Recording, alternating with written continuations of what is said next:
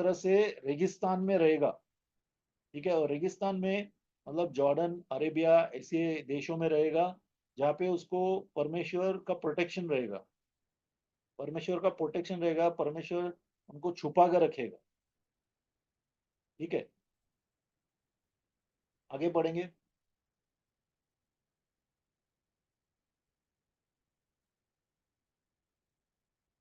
फिर स्वर्ग पर लड़ाई हुई। हम्म, मिकाएल और उसके स्वर्गदूत अजगर से लड़ने को निकले, और अजगर और उसके दूत उससे लड़े, परंतु प्रबल न हुए, और स्वर्ग स्वर्ग में उनके लिए फिर जगह न रही।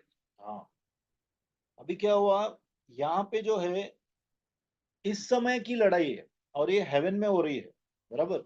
ये हम लोग जो अभी बात कर रहे थे, जो परमेश्वर उसको साइन दिखाया, जो उसको चिन्ह दिखाया प्रभु ने, वो स्वर्ग धरती पे दिखाया था।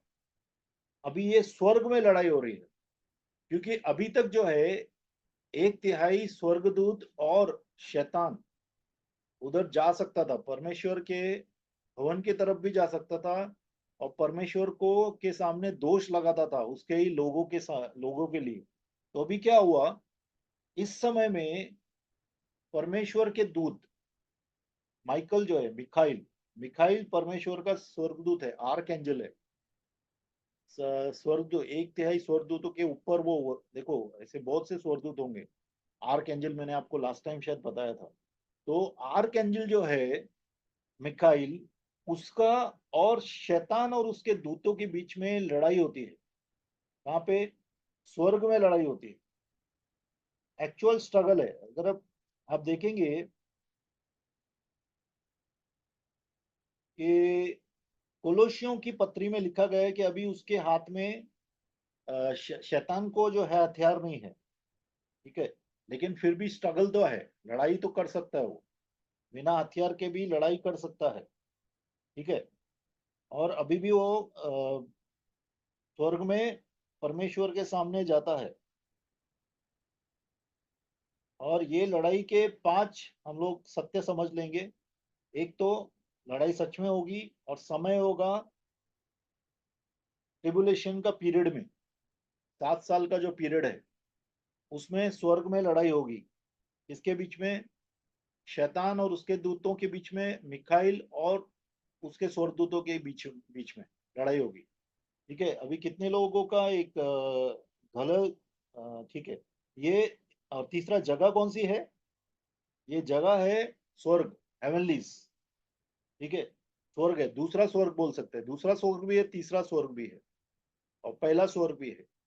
ठीक है, पहला स्वर्ग जो हम लोग देख सकते हैं, दूसरा स्वर्ग जो है जहाँ पे अधिपति बैठे हैं, और अधिपति जो है पूरे वर्ल्ड में रूल कर रहे हैं, और सबसे ऊपर जो स्वर्ग है वहां पे परमेश्वर बैठा है। तो यहाँ पे ये लड़ाई चालू है, जैसा आपने देखा रहेगा दानियल की किताब में भी लिखा है कि दानियल का 21 दिन का जब वो उपवास करता है, तो जिब्राइल जब उसको सुनाने आता है, बोलने आता है, तो जिब्राइल को पहुंचने नहीं दे रहे हैं, जिब्राइल को रोक रहे हैं, मैसेज के साथ वो जाना चाहता है, दानियल को जाके बताना चाहता है कि प्रभु क्या बता रहे हैं।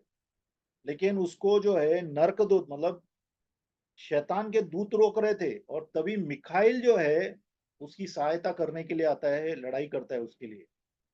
एक बात याद रखिए, इसराइल के ऊपर परमेश्वर ने मिखाइल को बिठा के रखा है। मिखाइल जो स्वर्गदूत है, वह इसराइल का रक्षा करता है हमेशा। ठीक है, स्वर्गीय स्थानों में रक्षा करता है। अभी बहुत सी गलत धारणाएं भी है। गलत धारणाएं क्या है, जैसा यहोवा विटनेस के बारे में सुना रहेगा। यहोवा विटनेस वाले क्या बोलते हैं, मिखाइल यीशु है। मिखाइल एक स्वर्गदूत है, यीशु स्वर्गदूत नहीं है। ठीक है, यीशु ने सब कुछ बनाया है, स्वर्गदूतों को भी यीशु ने बनाया है। तो मिखाइल स्वर्गदूत नहीं है। दूसरा लोग बोलते हैं कि एक आर्क एंजल की तरह, एक बड़े स्वर्गदूत की तरह यीशु मसीह आवाज करेगा, अपने लोगों को बुलाएगा, ऐसा लिखा है, बराबर। तो अभी कितना बार ऐसा लिखा है कि ये ट्रम्पेट बजाएगा, तो कोई और स्वर्गदूत अगर लोगों को बुलाता है, इसका मतलब ये नहीं कि यीशु बुला रहे, यीशु ने बोला उसको बोलने के लिए। तो यीशु स्वर्गदूत नहीं हो जाता है, ये ध्यान में रखिए। कितने ही लोग आपको भरमाने के लिए आएंगे, कल्ट वाले, और बोलेंगे मिखाइल जो है वो यीशु है, यीशु मिखाइल है, ऐसा करके बोलेंगे। तो आपको ध्यान में रखना है। ठीक है, ये ऐसा नहीं है। और ऐसा कुछ होगा तो आप डायरेक्टली उन लोग से ये भी नहीं करना, आर्ग्यूमेंट भी नहीं करना। ठीक है। और चौथा इसका फैक्ट ये है लड़ाई का कि इसमें जो है आर पार की लड़ाई है। मिखाइल उसको खदेड़ देगा, मिखाइल और उसके स्वरदूत उसको खदेड़ देंगे। रिजल्ट क्या होगा कि वो खदेड़े जाएंगे, वहां पे रहेंगे नहीं, उनको फेंक देंगे वहां से। ठीक है। अभी वो लोग को वहां पे नहीं रह सकते वो लोग, वो कभी भी वहां से वहां पे आ नहीं सकते। आठवां पढ़िए, देखिए आपको समझ में आएगा। 12:8। परंतु प्रबल न हुए और स्वर्ग में उनके लिए फिर जगह न रही। हाँ, स्वर्ग में उनके लिए फिर जगह न रही। स्वर्ग से फेंके गए, अभी वो लोग स्वर्ग में फिर जा नहीं सकते हैं। उनके लिए हमेशा के लिए स्वर्ग का दरवाजा बंद हो गया। अभी ऐसा आप मत सोचो कि एक पहाड़ है, पहाड़ से एक आदमी को नीचे फेंक दिया, फिर वो ठीक हो गया और फिर से पहाड़ पे चढ़ के जाएगा। ऐसा नहीं होता है। स्वर्ग में एक बार बैनिश कर दिया, निकाल दिया, फिर स्वर्ग में जा नहीं सकते। स्वर्ग से निकाल दिया ये लोग को, अभी वो लोग स्वर्ग में जाके दोष नहीं लगा सकते हैं। ठीक है, आगे पढ़ेंगे। और वह बड़ा अजगर अर्थात वही पुराना सांप जो शैतान कहलाता है और सारे संसार का भरमाने वाला है, पृथ्वी पर गिरा दिया गया और उसके दूत उसके साथ गिरा दिए गए। हाँ, अभी देखो, अभी तक जो है ना, शैतान हेवनलीज में बैठ के राज करता है। हेवनलीज मतलब मैंने बताया आपको, दूसरे स्वर्ग में। और तीसरे स्वर्ग में जाके परमेश्वर के सामने लोगों के ऊपर दोष लगाता है, जिसके कारण परमेश्वर को भी जजमेंट भेजना पड़ता है, अपने लोगों के ऊपर भी जजमेंट भेजना पड़ता है। ठीक है। इसके लिए अभी वो भी देखेंगे कि यीशु के लहू की कितना महानता महानता है। तो अभी क्या हो गया, शैतान को हमेशा के लिए धरती पे फेंक दिया गया उसके स्वर्गदूतों के साथ। और शैतान को ग्रेजुअली फेंक दिया गया। देखो, पहला शैतान को स्वर्ग से फेंक दिया गया, अभी धरती पे आ गया, अभी धरती से भी फिर से परमेश्वर उसको नरक में आग की झील में डालेगा। तो ग्रेजुअल जो है, जैसा कचरा अपन कैसा समेटते हैं, कचरे को समेट रहा है प्रभु, और धीरे धीरे कचरा जाके आग में जला देगा, आग में जलेगा फिर वो। ठीक है। तो अभी क्या हो गया है कि ही डिसीव्स द होल वर्ल्ड, और ये पूरे लोगों को। और देखो क्लियरली क्यों दो तीन बार क्यों लिखा है परमेश्वर के वचन में, यहाँ पे दो तीन बार क्यों लिखा है शैतान या डेविल या वो पुराना सांप क्यों लिखा है, ताकि वो लोग को, हम लोग को मालूम पड़े कि अभी ये जो स्वर्गदूत गिरा हुआ है, शैतान खुद गिराया गया है अपने स्वर्गदूतों के साथ, और वो धरती पे आया है। अभी धरती पे आया है। ठीक है। तो धरती पे आया है, उसको मालूम है कि बहुत ही थोड़ा समय है उसका, धरती पे उसका बहुत थोड़ा समय है। देखो शैतान को किस तरह से, शैतान का क्या है फ्यूचर। 3.5 साल के लिए उसको फेंका गया धरती पे। ठीक है। जैसे 7 साल पूरे होंगे, आर्मागेडोन का वॉर होगा, यीशु मसीह जो है पूरे धरती पे कब्जा ले लेंगे, धरती पे यीशु का राज्य होगा। और उस शैतान को 1,000 साल के लिए बॉटमलेस पिट पे डाला जाएगा, 1,000 साल तक बंदी बनाया जाएगा। उसके बाद में थोड़े समय के लिए उसको खोला जाएगा। ठीक है। वो फिर से धरती पे खोला जाएगा, और धरती पे फिर से वो जाके भरमाएगा लोगों को थोड़ा समय के लिए।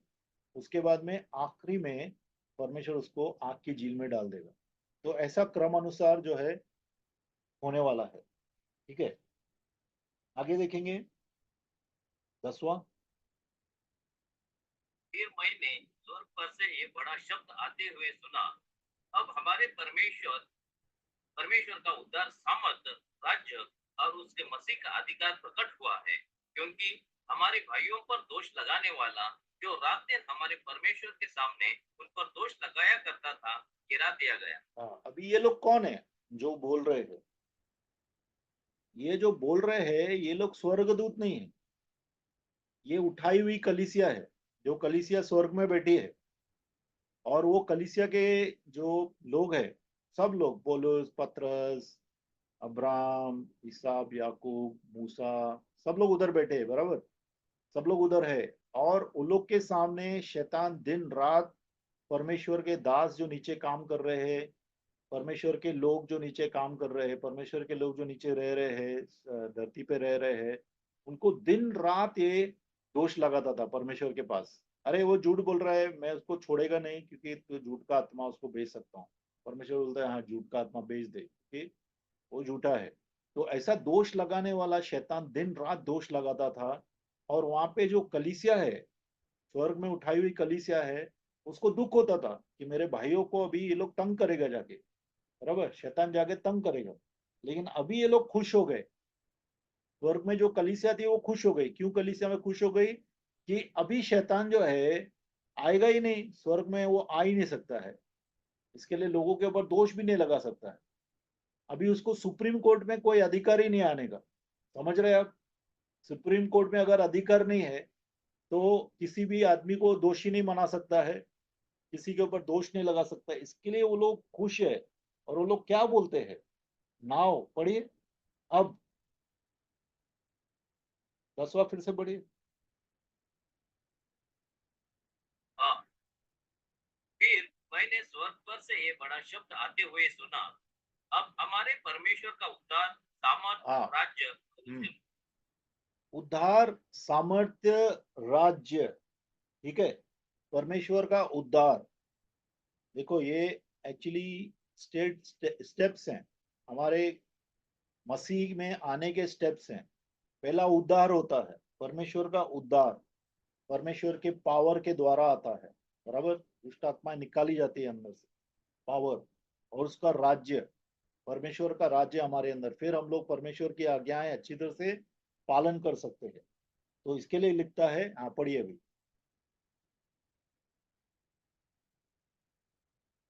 और उसके मसीह का अधिकार प्रकट हुआ है, क्योंकि हमारे भाइयों पर दोष लगाने वाला, जो रात दिन हमारे परमेश्वर के सामने उन पर दोष लगाया करता था, गिरा दिया गया। गिरा दिया गया।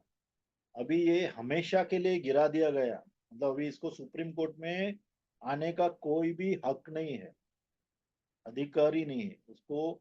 लड़ाई करके, इसके लिए स्पिरिचुअल वॉरफेयर बहुत जरूरी है। आपको मालूम है, आत्मिक युद्ध जो करते हैं, खास करके प्रार्थना, अन्य भाषा में प्रार्थना करते हैं, या दुष्ट आत्माओं को बांधते हैं, या इवन अधिपतियों को बांधते हैं स्वर्ग में, ये बहुत इंपॉर्टेंट है।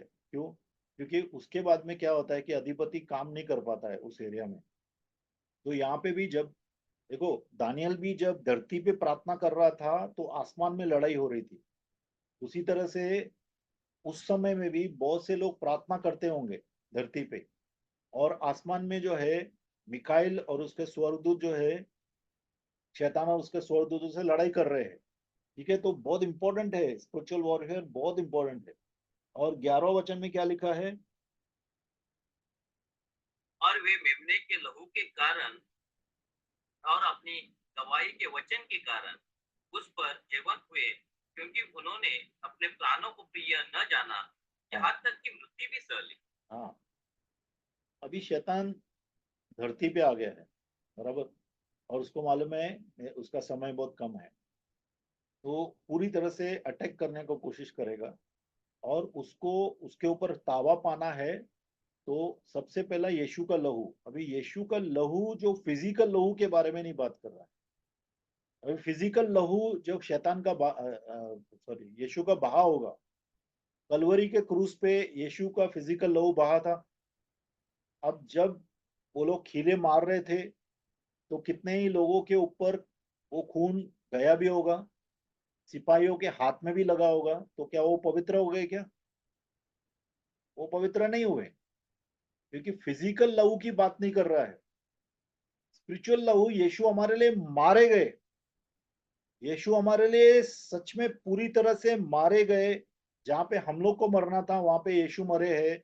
एक राइचस ब्लड, यीशु का सच में ब्लड गिरा है हमारे लिए। तो इसके लिए हम लोग जब बोलते हैं ना, मैं यीशु का लहू लेता हूँ अपने ऊपर, यीशु का लहू लगाता हूँ, तो वो आत्मिक लहू को लगाते हैं हम लोग, कि जो बात हो चुकी है पुराने समय में जो बात हो चुकी है, अभी पुराने नियम में कैसा रहता था, पुराने नियम में जानवर को मारते थे और उसका लहू क्या करते थे, कान पे लगाते थे, बराबर, याजक हो या ये हो, खास करके याजक को कान पे लगाते थे, अंगूठे पे लगाते थे और पैर के अंगूठे पे लगाते थे, सिंबॉलिकली, ठीक है। और जो लहू है, जो लहू को हिसप करके एक पौधा रहता था, जंगली पौधा, जंगली पौधे से लहू लेके डोर पोस्ट पे लगाते थे, बराबर, सिंबॉलिकली, ताकि उससे जो है, जो मौत का फरिश्ता वहां से जा रहा है वह लहू को देखे तो वो अटैक नहीं कर पाएगा, अटैक नहीं कर पाएगा, नहीं अटैक नहीं करेगा लहू को देख के। वैसा ही जब हम लोग यीशु के लहू को लगाते हैं, यीशु का लहू आत्मिक स्थानों में आज भी है, तो हम जब यीशु के लहू को लगाते हैं अपने जीवन में, इसका मतलब हम लोग उद्धार में आए हैं।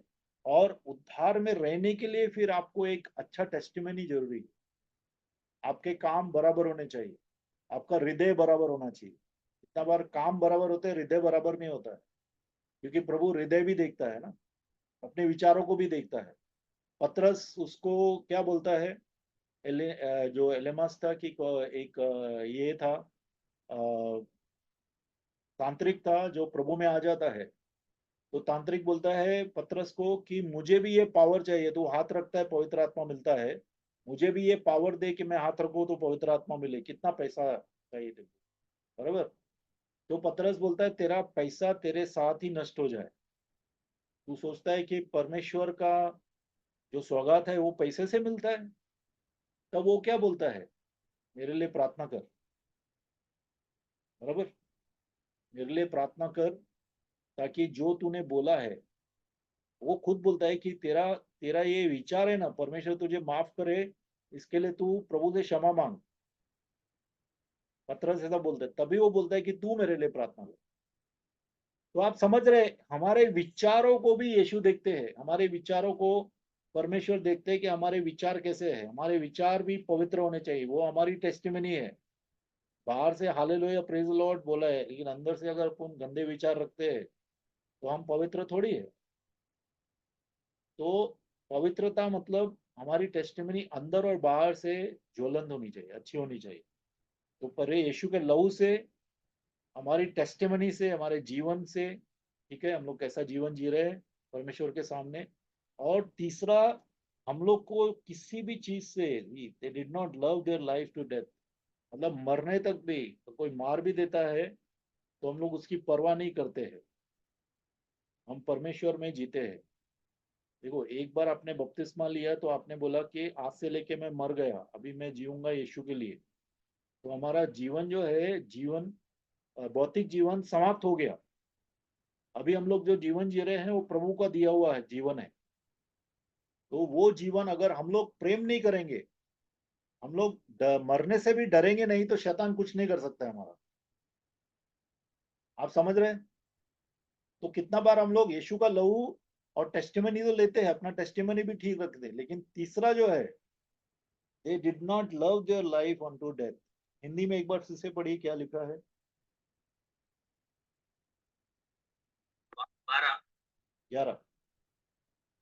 इस कारण ये स्वर्गों और नहीं उनमें नहीं रहने नहीं वालों नहीं नहीं ब्रदर, 11 बोल रहा हूँ मैं, 12 11। और वे मेमने के लहू के कारण हाँ और अपनी गवाही के वचन के कारण मुझ पर जयवंत हुए, क्योंकि उन्होंने अपने प्राणों को प्रिय न जाना, यहाँ हाँ तक कि मृत्यु भी सह ली। हाँ। क्योंकि, क्योंकि बहुत इंपॉर्टेंट है, क्योंकि रीजन, क्योंकि उन्होंने अपने प्राणों को भी प्रिय न जाना और मृत्यु भी सह ली। कितने लोग सोचते हैं मृत्यु इज फुल स्टॉप, मृत्यु हो गया, मैं खलास हो गया, अभी उसके बाद कुछ भी नहीं है। बहुत से लोग ऐसा सोच रहे हैं। मृत्यु को सह ली मतलब क्या? आपको बुखार होता है तो आप सह लेते हैं ना। पेशेंट का मतलब क्या? सहन करने वाला। डॉक्टर लोग अपन को बोलते हैं पेशेंट, मतलब सहन करता है, इसको बुखार हुआ तो ये सहन कर रहा है, सर का दर्द सहन कर रहा है, पेट का दर्द सहन कर रहा है। वैसा ही हम लोग मृत्यु सहन करते हैं। मृत्यु में हम लोग मर नहीं जाते, एक बात हमेशा याद रखो। मृत्यु में हम लोग सिर्फ अपने शरीर को त्याग के परमेश्वर के पास जाते हैं। ये बात दिमाग में बिठा लीजिए। मृत्यु हमारी एंड नहीं है। मृत्यु हमारा अनंत काल का जीवन है बाद में, और सच्चिदानंद का जीवन है, सच्चे आनंद का जीवन है। इसके लिए मृत्यु सहन करना और यीशु के लहू को लगाना, साल्वेशन पाना, और अपनी अच्छी टेस्टिमनी रखना, इसके द्वारा हम शैतान के ऊपर जय पाएंगे। क्योंकि शैतान ट्रिबुलेशन पीरियड में इस धरती पे आने वाला है और बहुत ज्यादा तकलीफ देने की कोशिश करेगा। अभी 12 पढ़िए, 12-12। इस कारण हे स्वर्गों और उनमें रहने वालों मगन हो, हे पृथ्वी और समुद्र तुम पर हाय, क्योंकि शैतान बड़े क्रोध के साथ तुम्हारे पास उतर आया है, क्योंकि वो जानता है कि उसका थोड़ा ही समय और बाकी है। अभी स्वर्ग में रहने वालों, ये स्वर्गों में रहने वालों, यहाँ पे लिखा है ये स्वर्गों में रहने वालों। ठीक है, तो स्वर्गों में रहने वालों, अभी हो सकता है स्वर्ग के अंदर भी कुछ डिपार्टमेंट्स, कंपार्टमेंट्स हैं। ठीक है, ये स्वर्ग में रहने वालों, स्वर्ग में रहने में देखो, स्वर्गदूत को भी दुख होता है कि परमेश्वर की उपस्थिति में, सॉरी उपस्थिति नहीं, प्रतिमा में बने हुए लोगों को तकलीफ दे रहा है शैतान। तो स्वर्गदूत भी दुखी होते हैं, लेकिन स्वर्गदूत हमारे जैसे दुखी नहीं होते हैं। परमेश्वर हमारे जैसा दुखी होता है, क्योंकि हम परमेश्वर की प्रतिमा में बने हैं। तो परमेश्वर को दुख होता है, सुख होता है, परमेश्वर खुश होता है। ठीक है, लेकिन यहाँ पे जो बात कर रहा है, ये कलीसिया की बात कर रहा है। स्वर्ग में जो कलीसिया बेटी है, वो भी संवेदनशील है, और उसको परमेश्वर का यहाँ पे दूत बोल रहा है कि अभी खुश हो जाओ। स्वर्ग में रहने वालों, सब लोग जो स्वर्ग में रहते हो, तुम खुश हो जाओ। क्यों खुश हो जाओ? क्योंकि अभी शैतान का तुम लोग को दुष्ट जो दोष लगाता था वो सुनाई नहीं देगा। देखो, शैतान की उपस्थिति, आप कितने कितनी जगह पे आप रोड पे जाते हैं या आप कितनी जगहों पे जाते हैं, आपको दुष्ट आत्माओं की उपस्थिति महसूस होती है, बराबर? तो आपको डर लगता है, कितने लोगों को डर लगता है? आज ही मैंने एक दो जन को प्रार्थना किया था, तो डर लगता है, बराबर? तो अभी स्वर्ग में भी शैतान जाता है तो लोगों को अच्छा नहीं लगता है, कलीसिया को अच्छा नहीं लगता है, और ऊपर से वो दोष भी लगा रहा है। तो अभी उसको परमेश्वर ने हमेशा के लिए वहां से निकाल दिया है। इसके लिए स्वर्ग में जो कलीसिया है वो खुश हो जाए, ठीक है, आनंदित हो। लेकिन जो धरती पे लोग हैं, तुम्हारे ऊपर हाय है। क्यों हाय है? हाय है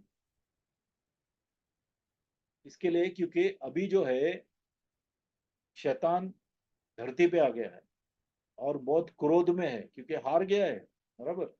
उसको निकाल के खदेड़ दिया है परमेश्वर, वहां से निकाल दिया है, और उसको पता है अभी थोड़ा ही समय है उसका, 3.5 साल और है, उसके बाद में उसको परमेश्वर बिना तल के जो है अथाह कुंड में डालने वाला है। तो मालूम है थोड़ा ही समय है, इसके लिए बहुत क्रोधित है। जितना लड़ाई बहुत कोशिश करेगा वो मारने का लोगों को। ठीक है, 13 देखेंगे। जब अजगर ने देखा कि मैं पृथ्वी पर गिराया गया हूँ, तो उस स्त्री को जो बेटा जनी थी सताया। इसराइल के ऊपर बहुत सताव लाने की कोशिश करेगा शैतान। जब धरती पे आ रहा है शैतान और उसके दूत, वो सब लोग जो है इसराइल देश के ऊपर, इजरायली लोगों के, यहूदी लोगों के ऊपर बहुत सताव लाने की कोशिश करेंगे। देखो, ये 33rd वो है, 7 ट्रम्पेट है, याद है कि नहीं? कि भूल गए? ये 7 ट्रम्पेट का बात कर रहे हैं हम लोग, जब शैतान धरती पे फेंका जाता है। ठीक है, इसमें दो 10 चीजें होती है, 10 चीजें होती है तीसरी हाई में, या 7वें ट्रम्पेट में, 7वें पूरे फूके जाने के समय। एक तो सबसे पहला ग्रेट ट्रिबुलेशन होगा, मतलब कि बहुत ज्यादा महासत्ताव होगा, ऐसा सताव कि अभी तक दिखा नहीं गया है। ठीक है, तो बहुत से रेफरेंसेस हैं। मत्ती 24 पढ़ेंगे, उसमें लिखा है, दानियल 12:1 में लिखा है, प्रकाशित वाक्य 7:9 से 17 में लिखा है। ठीक है। फिर इसराइल के ऊपर लड़ाई होगी। इसराइल के ऊपर आज भी लड़ाई है, लेकिन उस वक्त इसराइल के ऊपर और ज्यादा लड़ाई होगी, और ज्यादा देश उसके ऊपर लड़ाई करेंगे। बहुत सी चीजें उसके अंदर होने वाली है। ठीक है। और जो परमेश्वर के बचे हुए लोग हैं, विश्वासी उस वक्त भी होंगे, जो मेल चाइल्ड है, 1,44,000 लोग हैं, उनकी सेवा के द्वारा कितने लोग बचाए जाएंगे, और वो लोग उस वक्त धरती पे होंगे, उनके ऊपर भी बहुत सताव होगा। ठीक है, तीसरा।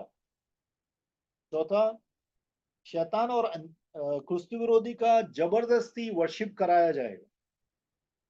ये हम लोग आगे के चैप्टर्स में देखने वाले हैं, जस्ट अपन पॉइंट के हिसाब से देख रहे हैं। ठीक है। अभी तक 4 पॉइंट मैंने बोला। महासत्ता होगा जो पहले कभी नहीं हुआ, एक।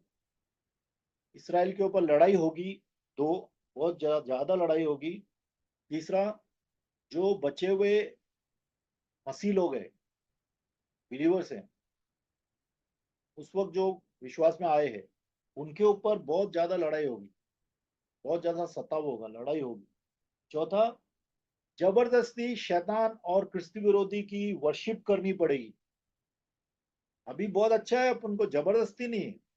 उस वक्त शैतान की और क्रिस्त विरोधी की सब लोग को इबादत करनी होगी, स्तुति आराधना करनी पड़ेगी।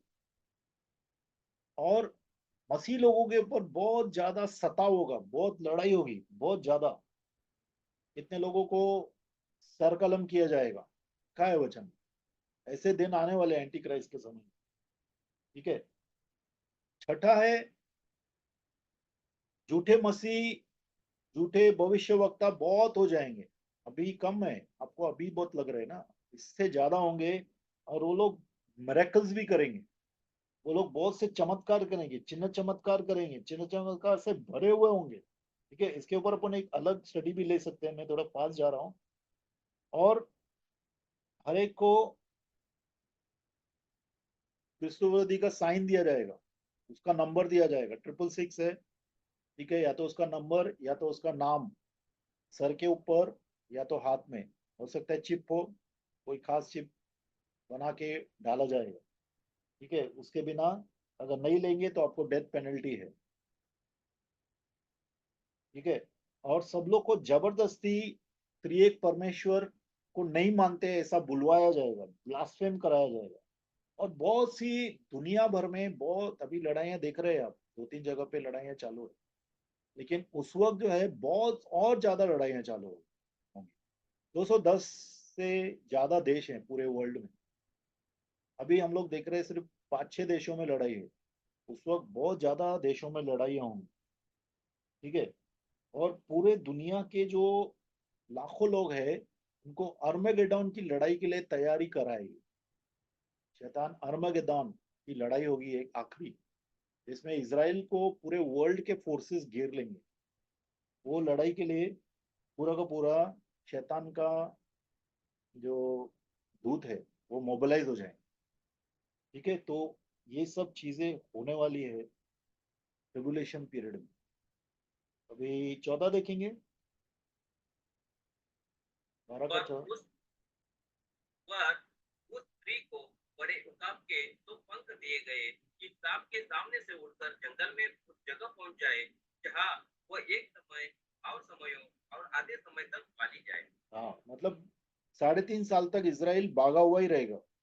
3.5 साल तक इसराइल के लोग जो है वो लोग भाग जाएंगे, क्योंकि अगर दिखाई देंगे तो उनको डायरेक्ट डेथ पेनल्टी। ठीक है। अभी 15 पढ़ेंगे। और सांप ने उस स्त्री के पीछे अपने मुंह से नदी के समान पानी बहाया कि उसे उस नदी से बहा दे। हाँ, 16 भी पढ़ लीजिए। परंतु परंतु पृथ्वी ने उस स्त्री की सहायता की और अपना मुंह खोलकर उस नदी को जो अजगर ने अपने मुंह से बहाई थी पी लिया। 17 भी पढ़ लीजिए। जब अजगर स्त्री पर क्रोधित हुआ और उसकी शेष संतान से जो परमेश्वर की आज्ञाओं को मानते और यीशु की गवाही देने पर स्थिर है लड़ने को गया। हाँ, अभी ये देखिए, वो क्या है जो पानी निकालता है मुंह से, शैतान। ताकि वह स्त्री को डुबा दे। वो क्या है? एक तो आर्मीज है, ठीक है। आर्मीज मतलब एंटी क्राइस्ट का बहुत सा आर्मीज होगा, आर्मीज लश्कर होगा, उसका सेना होगी, ठीक है। वो पूरे के पूरे वर्ल्ड में जहां जहां पे यहूदी लोग हैं उनको ढूंढ ढूंढ के मारने के लिए कोशिश करेंगे, ठीक है। लेकिन होगा क्या कि दुनिया में ही लड़ाइयाँ चालू हो जाएंगी, तो पूरी दुनिया के लोग लड़ाइयाँ करेंगे रिटर्न एंटी क्राइस्ट के लोगों के साथ। एंटी क्राइस्ट के साथ सब देश नहीं होंगे, कुछ देश उसका खिलाफत करेंगे। तो इसके लिए उसका जो सेना है उसमें भी लड़ाई, उसमें भी लगा रहेगा। इसके लिए पूरा का पूरा सेना जो है इसराइल को तंग नहीं कर पाएगा। इसके लिए यहाँ पे लिखा है कि धरती अपना मुंह खोल के पूरा का पूरा पानी लेती है। मतलब क्या है कि धरती जो है, जो दूसरे देश हैं वो एंटी क्राइस्ट से लड़ाई करेंगे, और वो सेना जो है, वो जो पानी मुंह से निकाला है उसने, शैतान ने, उसको धरती ले लेगी, ठीक है। अभी ये एक चीज है, बट मुझे ऐसा भी लगता है कि शैतान बहुत सा ब्लास्फेमी भेजेगा। मतलब बहुत सा फिल्म आत्मिक स्थानों में अगर आप देखेंगे, आज देखो, आप यूट्यूब देखो, आप कोई भी चीज देखो सोशल मीडिया की, उसमें एक गंद पड़ा हुआ, बहुत सी गंदी चीजें चल रही है और पूरा दुनिया उसको देख रही है। एक्चुअली वो गंदी चीजें इसके लिए डाला है शैतान ने कि परमेश्वर के लोगों को वो गंदा करे। लेकिन परमेश्वर के लोग गंदे नहीं हो रहे, दूसरे लोग वो गंदगी गंदगी को लेके जा रहे हैं। एक ऐसा भी इंटरप्रिटेशन हो सकता है, ठीक है। तो इस तरह से जो है शैतान की आर्मीज को दुनिया की आर्मी जो है वो न्यूट्रलाइज करेगी। दुनिया की आर्मी उससे लड़ेगी। बहुत से देश जो उसके साथ नहीं है, शैतान के साथ, क्रिस्तु विरोधी के साथ नहीं जा रहे हैं, वो लोग उन शैतान एंटी क्राइस्ट की आर्मी से लड़ाई करेंगे, ठीक है। और क्या हो जाता है कि जब वो देखता है, शैतान देखता है कि मैं इज़राइल को कुछ नहीं कर पा रहा हूँ, तो क्या करेगा फिर शैतान? जो दूसरे बिलीवर्स है, वही है एक्चुअली जो अपन पढ़ा था अभी, दूसरे जिधर भी बिलीवर्स मिलेंगे, जिधर भी यीशु के विश्वासी लोग होंगे, उन सबको तंग करने की कोशिश करेगा। जहाँ पे भी यीशु की टेस्टिमनी लेके लोग बैठे हैं, यीशु की टेस्टिमनी धारण किए हुए लोग, जो लोग चल रहे हैं यीशु मसीह में, उनके खिलाफ मुहिम चलाएगा। जो शैतान है उनके खिलाफ खिलाफत करेगा, उनको मारेगा, उनको कूटेगा, उनका बेइज्जती करेगा, पब्लिक प्लेसेस में उनको बेइज्जती होगा। बहुत सी चीजें होगी। अभी आप देखेंगे अगर, तो सेकेंड वर्ल्ड वॉर में, हॉलोकॉस्ट में, हॉलोकॉस्ट मतलब कि यहूदी लोगों को 6 मिलियन यहूदी, मतलब 60 लाख यहूदी लोगों को मारा गया था। उस समय बहुत सा हिटलर जो है एकदम शैतान की तरह यहूदी लोगों को मार रहा था, गैस चैम्बर्स में, चौराहों पे लटका के, गोलियों से दाग के, बहुत सी तरीकों से मारा। उस वैसी तरह से बहुत से विश्वासी लोगों को इस समय में मारा जाएगा, ठीक है। क्योंकि शैतान जो है उसको मालूम है कि उसका समय बहुत कम है, इसके लिए वो बहुत कुछ करेगा, गुस्से में बहुत कुछ करेगा, ठीक है। तो अपन यहाँ पे एंड करते हैं 12वां चैप्टर को, और नेक्स्ट टाइम अपन 13 चैप्टर देखेंगे, और एंटी क्राइस्ट के बारे में है ये, ठीक है। तो एंटी क्राइस्ट और जो झूठा भविष्य वक्ता है, देखो ट्रिनिटी लोग का भी है, ये लोग भी त्रिएक है, ठीक है। ये त्रिएक कौन है? एक शैतान है, क्रिस्तु विरोधी है, और भविष्य वक्ता है। अपन ने अभी अभी शैतान के बारे में देखा, 13वां चैप्टर, 12वां चैप्टर। अभी 13वां चैप्टर में हम लोग देखेंगे क्रिस्तु विरोधी और भविष्य वक्ता, झूठा भविष्य वक्ता, वो क्या करने वाला है, ठीक है। इसको नेक्स्ट सेशन में अपन लेंगे, ठीक है। तो अभी मैं ये बंद करता हूँ और अपन सवाल लेंगे, सवाल जवाब।